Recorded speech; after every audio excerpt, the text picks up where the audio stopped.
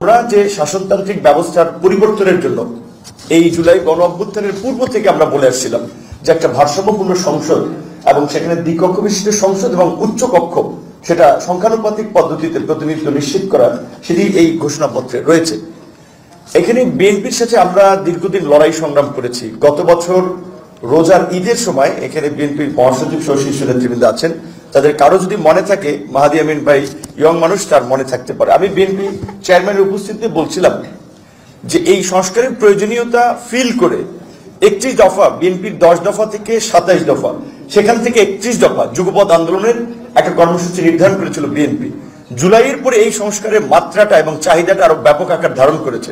সুতরাং বিএনপিকে এখন সংস্কারে একটা নেতৃত্ব দেওয়া দরকার।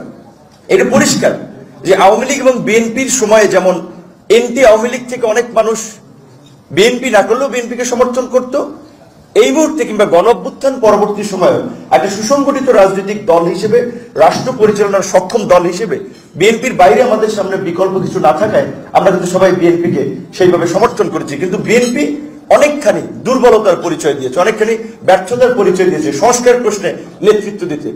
আমি একটা কথা বলছি, আমি তরুণ, আমি ছাত্র থেকে আন্দোলন করেছিলাম কেন? বিসিএস কে ফেয়ার করার জন্য। ওই বিসিএস এর ফেয়ার আন্দোলনই কিন্তু শেষ পর্যন্ত এই সরকার পত্রের আন্দোলনে পরিণত হয়েছে।